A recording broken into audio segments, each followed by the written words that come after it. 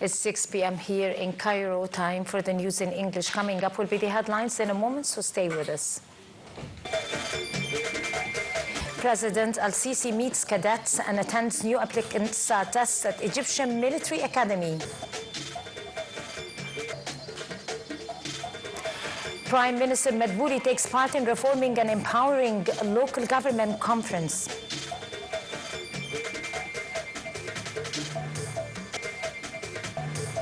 And Foreign Minister Abdul Ati heads for Barcelona to participate in the Union for the Mediterranean Regional Forum.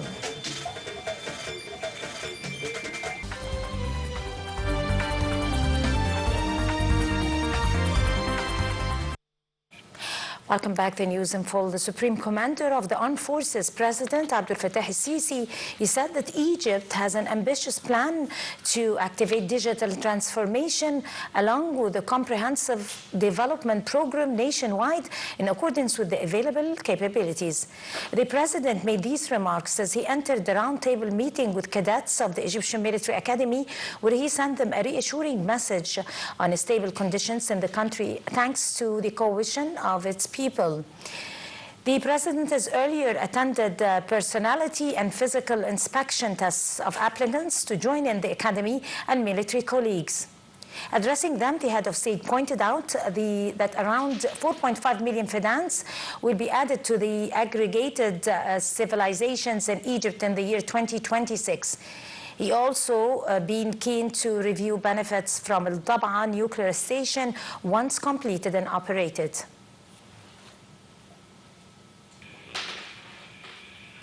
Prime Minister Mustafa Madbouli addressed a press conference following a weekly cabinet meeting on important domestic files.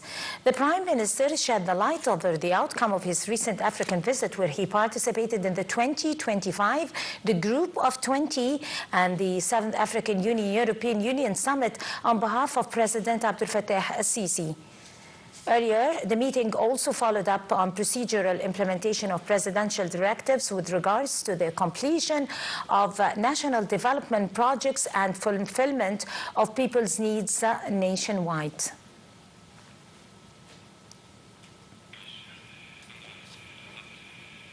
Meanwhile, Prime Minister Mustafa Madbouli today said the local development program is a successful role. It's a role model for administrative reform. The Prime Minister made these remarks as he took part in a national conference held under the title Reforming and Empowering Local Government Lessons Learned from the Local Development Program in Upper Egypt. The details in the following report. Prime Minister Mustafa Madbouli witnessed on Thursday the launch of the high-level National Congress entitled Reform and Empowerment of Local Administration Lessons Learned from the Local Development Program at Upper Egypt, organized by the Ministry of Local Development in partnership and in cooperation with the World Bank. Prime Minister Madbouli attended the opening session of the conference, which began showing the documentary film entitled From a Pilot Program to Policy, The Journey of Local Development in Upper Egypt.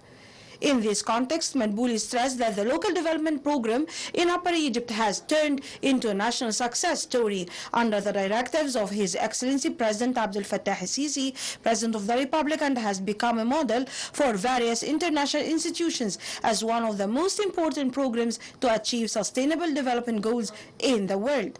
Moreover, Stephen Gimmer, Egypt Regional Director and Djibouti at the World Bank Group, spoke to the main partner of the Upper Egypt Development Program, who thanked the UK for the efforts it made in this program and also expressed appreciation to the Egyptian government that leads an ambitious program of cooperation between the government and the private sector, and expressed his thanks to the concerned governors who made clear achievements in this program, pointing out that the program succeeded in providing many job opportunities for young people and women as well. On the objectives of the National Congress and its activities, the Minister of Local Development indicated that the conference coincides with the end of the first phase of the local development program in Upper Egypt, with the support of the World Bank, which constituted a qualitative leap in the local planning and public resource management system through a methodology based on community participation and management with results, and improve the quality of services, noting that the program established an integrated national model to enhance local governance and spatial economic development, and established a path that could be built and expanded to include the various governorates of the Republic.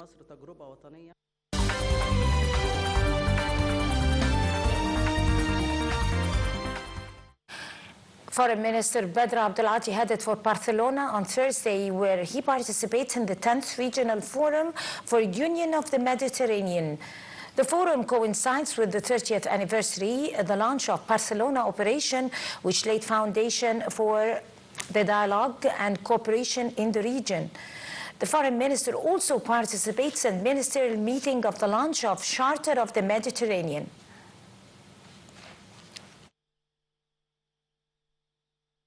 Minister of Foreign Affairs Badr Abdulati today, he addressed a press conference with the visiting European Commissioner for Equality, Preparedness and Crisis Management, Hadja Labib, on the outcome of their meeting. The Egypt top diplomat said that he has been keen to discuss a number of regional issues of mutual concern with the top EU official, particularly disastrous conditions in Gaza and also in Sudan, along with the crisis hitting Africa. He pointed out that Egypt bore the brunt of rapid geopolitical changes in the region due to its hosting of more than 10 million refugees. The European Commissioner, meanwhile, called on the European Union and the international community to halt massacres in Sudan, which are creating an unstoppable, unprecedented humanitarian crisis there. Foreign Minister Badr Abdulati also on Thursday held a phone call with the Palestinian Vice President Hussein al-Sheikh at the backdrop of the latest developments in Gaza and mounting escalation in the West Bank. The top diplomat reiterated Egypt's call for holding the Gaza ceasefire deal and ensuring the unhindered flow of humanitarian aid to its residents and moving ahead with the diplomatic path along with international laws to activate the two-state solution. Abdulati also pressed for the continued coordination on the International Conference for Post-War Recovery, Reconstruction and Development in Gaza.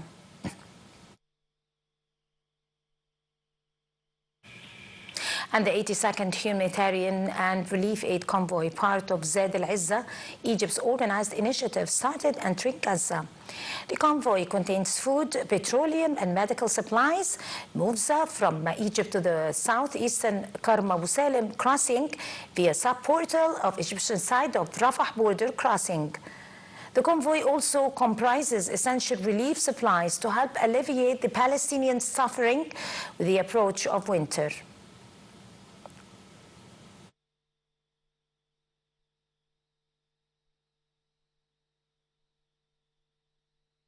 And as the first phase of the Israeli occupation Palestinian resistance Hamas ceasefire agreement nears a conclusion, Israeli occupation continued violating the ceasefire agreement in Gaza Strip.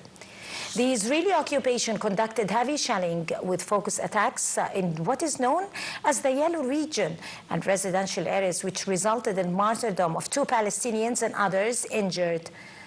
On the diplomatic front, Egyptian, Qatari and Turkish officials met in Cairo to discuss the second phase of the ceasefire agreement, which began in October and held despite Israeli violations that left over 330 Palestinians killed.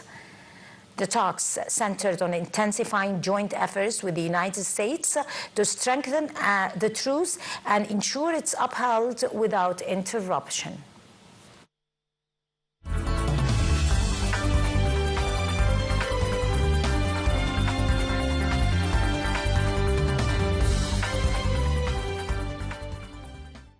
Prime Minister Mustafa Madbouli today, he witnessed the signing ceremony of a contract for creation of the largest phosphate chemical industries in the Middle East.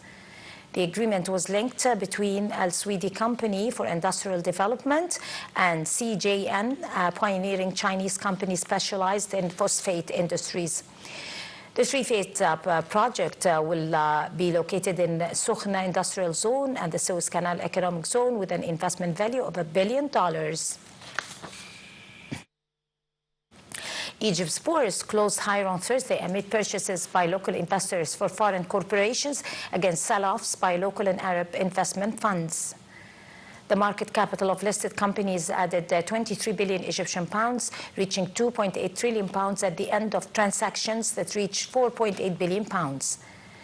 The benchmark index EGX 30 rose 1.27% above a 40,000 point mark. The equal weighted indices EGX 17, EGX 100 climbed 0.67% and 0.74% respectively.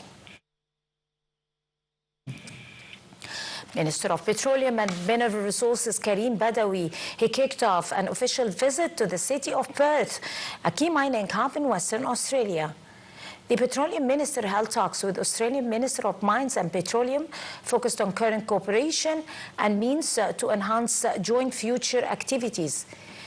During the meeting, Karim Badawi highlighted the new incentives attracting and encouraging the mining sector and companies to implement investments in Egypt in light of the upcoming visit by Australian investors to Egypt due later this month. Part of the ministry's strategy to attract new partnership and investments from Australian mining and the companies also operating in Egypt.